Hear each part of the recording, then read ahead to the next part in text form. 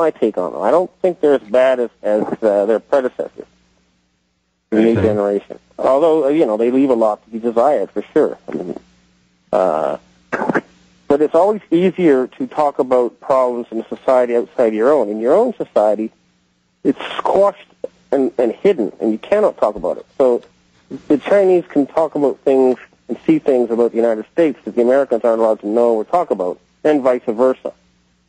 So a lot of the stuff they talk about, vis-a-vis China, could be said vis-a-vis the U.S. One good example is when World War II, the Japanese military had this guy called Kodama Yoshio, and he created these gangs of bandits who attack villages, rape and kill, and then after he attacked, the Japanese army would show up and say, hey, we can protect you from those bandits, so why don't you come under our protection? And that's what the U.S. is doing in Afghanistan and Iraq, too. I mean, Al-Qaeda, as far as I'm concerned, is Al Rockefeller da. I mean, that's the U.S. government-sponsored bandits and terrorists who then give them the excuse to send in their military. It's wearing a little thin, too, that scam. You're quite right. It's a joke. Al-Qaeda is nothing less than a CIA prop put up by the big money people as a diversion. Okay, Dan, thank you. Thank you. Keep up the good work, Dan. Thank you very much for calling. Thank you, Jeff. Take care. Good night, Ben. Good luck.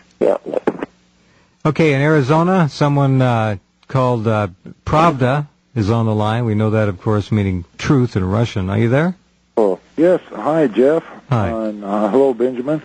I know that you mentioned a Plan B. How long will they wait before striking the elite? Say if Rockefeller decides to ignore you and doesn't want to meet with you, how long before they will strike? And then I have one other question, if you don't mind. Okay, not a problem. Go ahead. So how long, Ben? Oh, well, okay. Now, there's a couple of things I have to mention. One is that I've got a Plan B, which is my idea, and I'll try that first. But if it comes to something actually violent, then they are the professionals. They've been doing this for 500 years, and I won't know what they're going to do. But they did tell me to say that it would be unpredictable and be far worse than they expected. So I wouldn't call that Plan B yet. I'm trying to minimize death here. So there'll be an escalation, but ultimately they're outnumbered 600 to 1, and the 600 can know exactly who the 1 is. The 1 don't know who the 600 is. So it's really, they should know, if they're at least half smart, that we've got them, that their destiny is in our hands. And I wish they would just wake up to the fact that I'm trying to save their lives.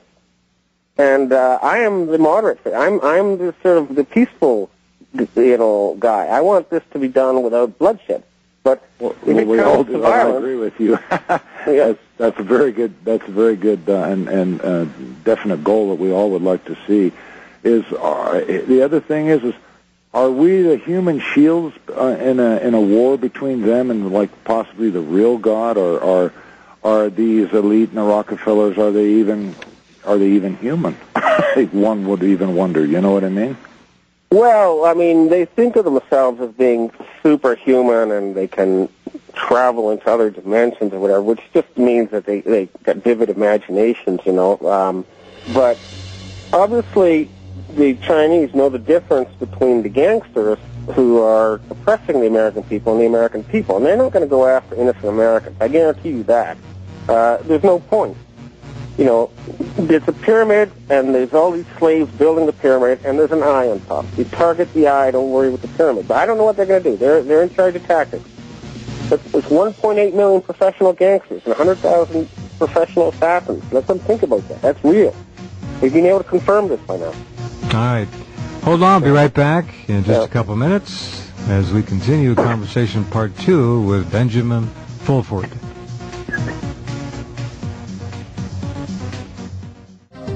Ben, as a professional journalist for so many years, I'm sure you probably have an interest in the explosion of nanotechnology, genetic engineering, genetic manipulation. We've talked briefly about that before. I've been following it from the beginning and realizing, as I'm sure that many of you listening out there do, this is not only represents the keys to the kingdom, but it could open Pandora's box, and probably will, before it opens the door to salvation for humankind. Unfortunately, everything is perceived in terms of military defense, which is really offense, control, and subjugation. And then it trickles down to the consuming public and the medical communities, which, of course, will get filthy rich on whatever they do decide to come up with. But in the hands of evil, in the hands of the satanic society on the planet, these evil Zionists, Satanists, whatever you want to label them, it doesn't matter, the controllers. And you point out that in 20 years everything's going to be different. I would submit that if we make it to 20 years in the largely intact condition we are now, it may not, we may look back in 20 years and say, well, gee, it only took 10. I think they're way ahead of us. I think these changes could be, in fact, being implemented right now, and I have evidence to suggest that, in fact, it is being implemented right now. So I think your points are very important, and we might want to talk just a little bit more about that. Yeah, well, what's happening is, if the human race, right, were able to be in charge of itself instead of being controlled in secret by these gangsters, they would first think, okay, everybody would say, well, I don't want to die. Maybe there's heaven, but if I could have eternal life on this earth, maybe I would at least choose to live longer if I could be healthy. And so instead of investing all these hundreds of billions of dollars in new ways of killing people, they would have a crash program to find out how to stop mortality. And then, of course, people would want to end poverty. They want to end ignorance. They want to end environmental destruction. I believe all of this could be accomplished in 3 or 4 years.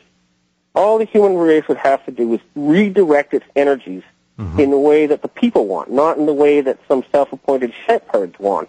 So, the potential is so big that it is mind-boggling. I mean, it would be really like end of times or beginning of times. I mean, imagine if you could have immortality and then you could become like super smart, super strong.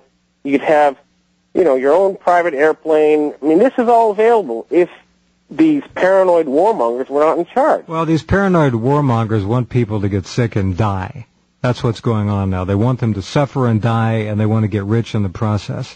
Otherwise, we would have full access to all sorts of alternative health commodities, herbal supplements, which are now under attack in this country. I don't know what it's like there, but as you probably know, it's big time war on alternative health in America. Go ahead. Yeah, they're trying to make people stupid. I mean, they ban all sorts of things, like all the cannabinoids, for example, were banned. One of the greatest plants on the surface of the earth is the cannabis plant, hemp. Yeah, that's an interesting story. I used to years ago. I talked to people who picked magic mushrooms in Canada. Yeah, and they said the cows would guard the mushrooms. Okay. Wow. No, so what would happen is that, the mushrooms needed to get inside the cow poop, right? So the dung. So they would give the cows an incentive. They'd offer them brain candy, and there was a co-evolution between the mushroom and the cow. They needed each other, right? And the same thing has happened with the hemp plant and the human being.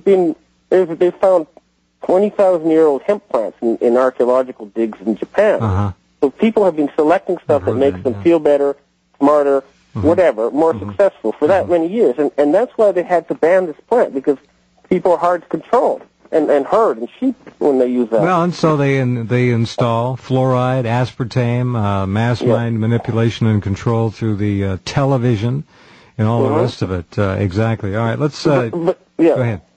Yeah, but in any case, I mean, if these people stand aside, then it's going to be really like a golden age. I mean, everyone will be rich and everyone will be happy. It's just amazing. When you say rich, you means what your meaning is that people will have what they need.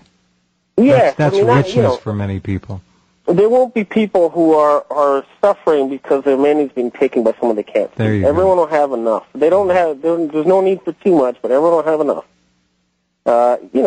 Like I say, right away it'd be possible to give $100,000 to each man, woman, in the United States. And the other thing is that if you had real-time democracy, okay, and the people in charge of making money, through some communications on the internet or something, it would be like humanity's collective IQ just got 100 times higher. It would be an amazing thing. The whole system that they have is not working. It's ceased to function. And these poor people, they spend all their